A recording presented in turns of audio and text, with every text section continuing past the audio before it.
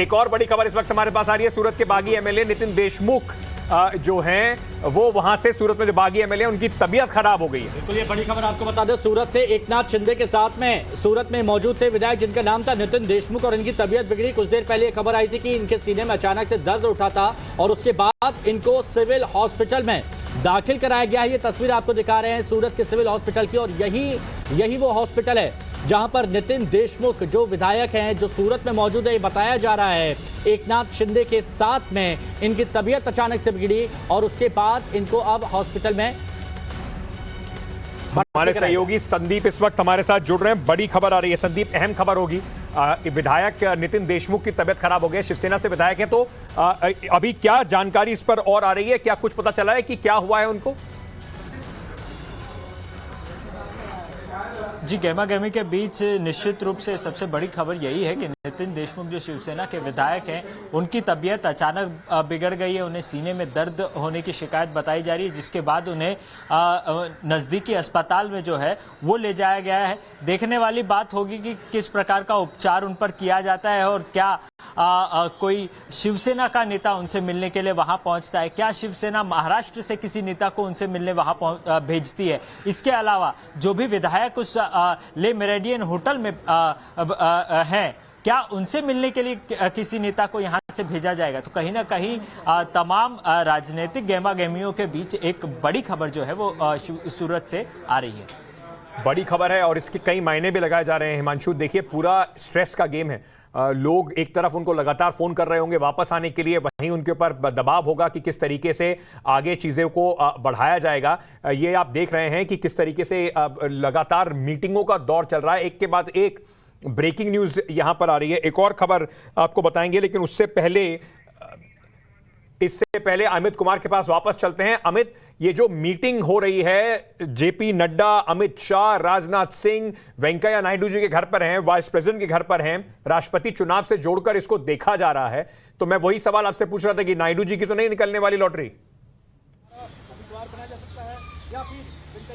देखिए, ये लॉटरी निकलेगी नहीं निकलेगी ये तो बात की बात है, और इसमें बड़ा आश्चर्य भी नहीं होगा कि लॉटरी निकल भी सकती है। लेकिन सबसे महत्वपूर्ण, क्योंकि इस पूरे मामले में राष्ट्रपति चुनाव को लेकर बीजेपी की तरफ से, सरकार की तरफ से दो व्यक्ति को तय किया गया था, जेपी नड्डा और राजनाथ सिंह को, जो कि तमाम दलों से बात करेंगे, एक आम सहमति बनाने की कोशिश करेंगे, बात करने की कोशिश करेंगे कि कौन कैंडिडेट हो, एक साथ लाने की बात करेंगे, और वही दोनों अंदर है। और इसके अलावा राजनाथ सिंह है। मैंने जैसा कहा कि सरकार में नंबर 2, नंबर 3 राजनाथ सिंह और अमित शाह, इसके अलावा बीजेपी में नंबर 1 जेपी नड्डा, वो तीनों यहां पर हैं। तो ये इसको साफ तौर पे राष्ट्रपति चुनाव से ही जोड़कर देखना पड़ेगा। लेकिन हाँ, लॉटरी निकलती है नहीं निकलती ये तो बात है, क्योंकि बीजेपी में जैसे पहले भी आपने सबने देखा कि जब रामनाथ कोविंद का नाम आया तो सब कोई आश्चर्य में थे, क्योंकि एक ऐसा सरप्राइज एलिमेंट था जिसकी कल्पना किसी ने नहीं की थी, और इस तरह के सरप्राइज एलिमेंट देने में माहिर है प्रधानमंत्री मोदी, अमित शाह। तो बस इंतजार करना पड़ेगा क्या होता है। लेकिन क्योंकि आज शाम को बड़ी पार्लियामेंट्री बोर्ड की बैठक होनी है जिसमें राष्ट्रपति के नाम पर चर्चा होनी है, और इसके लिए अगर ये चारों बड़े नेता यहां पर, 3 बड़े नेता यहां पर मौजूद हैं,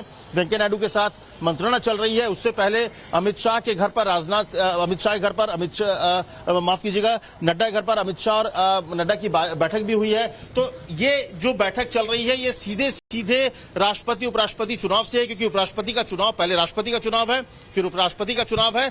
तो ये महत्वपूर्ण है, इसीलिए इसको मुझे लगता है कि अंकित, जैसा कि आप कह रहे हैं लॉटरी लगने की बात, तो निश्चित तौर पर इसको इस नजर से भी देखा जा सकता है कि कहीं दक्षिण भारत की बार बार बात आ रही है कि इस बार जैसे पिछले बार उत्तर भारत से राष्ट्रपति थे, तो इस बार कहा यह भी गया है कि दक्षिण भारत से आने की संभावना है। तो इन तमाम अटकलों के बीच ये महत्वपूर्ण बैठक है, और जहां तक लॉटरी की बात है तो अब क्रॉस फिंगर होगा, मुझे लगता है कि कौन होगा, लेकिन निश्चित तौर पर। लेकिन एक और बड़ी खबर यहां पर बता दें, देवेंद्र फडणवीस और CK पाटिल की बात यहां पर की जा रही है। MLC चुनाव के पहले से ये संपर्क में थे, और ये कहा जा रहा है कि जो देवेंद्र फडणवीस हैं ये पहले से ही संपर्क में थे, और जो भी अभी गुणागणित चल रहा है इसकी पटकथा बहुत पहले से लिखी गई थी। पार्टी नेताओं के साथ उद्धव ठाकरे की मीटिंग भी शुरू हो गई है, तो एक के बाद एक मीटिंग हो रही है, हर जगह मीटिंग हो रही है, और अपने लोगों को समेटने की कोशिश भी की जा रही है। ये बहुत बड़ी खबर है जो टाइम्स नाउ ऑफ भारत आप तक पहुंचा रहा है। देखिए, पहले जब इस तरीके के नंबर का खेल हो जाता है, सरकार गिरने की बात आती है, तो उसके बाद मीटिंग का एक बड़ा लंबा खेल शुरू हो जाता है,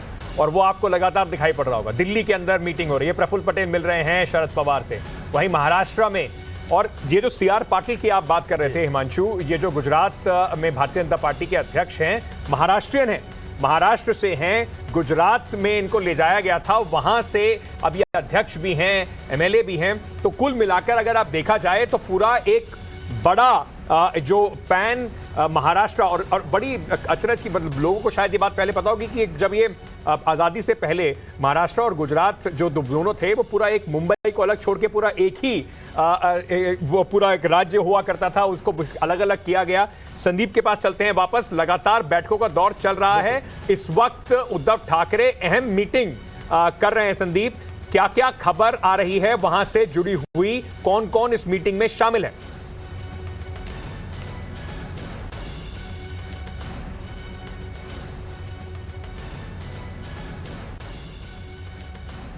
चलिए, लगता है संदीप से हमारी बात नहीं हो पा रही, लेकिन गौरव भी हमारे साथ दिल्ली से जुड़े हुए हैं, उनके पास क्या अपडेट है उनसे भी जान लेते हैं। गौरव, मीटिंग हर जगह हो रही है, आज जिस जगह मौजूद है वहां से आपके पास क्या अपडेट?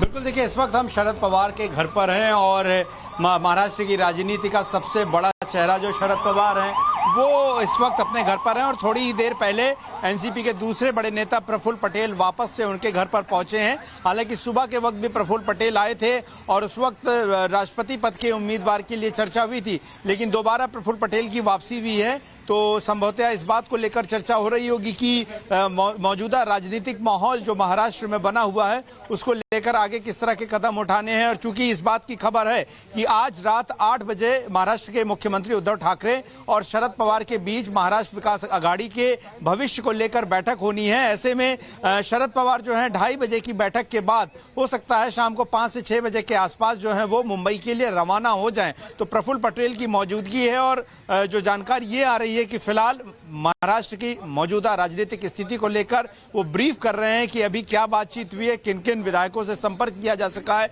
किन किन विधायकों को ट्रेस किया जा सका। और जैसे कि खबर पहले भी आ रही थी कि कुछ विधायक जो हैं अभी तक संपर्क में नहीं आ सके हैं, फोन नहीं उठा रहे हैं। तो शिवसेना, हालांकि ये शिवसेना का मामला है लेकिन कुल मिलाकर ये अंतिम में महाराष्ट्र महाविकास अघाड़ी सरकार का मामला है। तो ऐसे में शरद पवार की चिंताएं जायज हैं और यही वजह है कि अब प्रफुल्ल पटेल जो कि दूसरे सबसे बड़े नेता और कद्दावर नेता हैं महाराष्ट्र में एनसीपी के, वो इस वक्त शरद पवार के घर पहुंचे हुए हैं और एक अहम बातचीत जो है दोनों के बीच में फिलहाल चल रही है। और जानकारी के मुताबिक प्रफुल्ल पटेल पल पल की जानकारी इस वक्त शरद पवार को दे रहे हैं।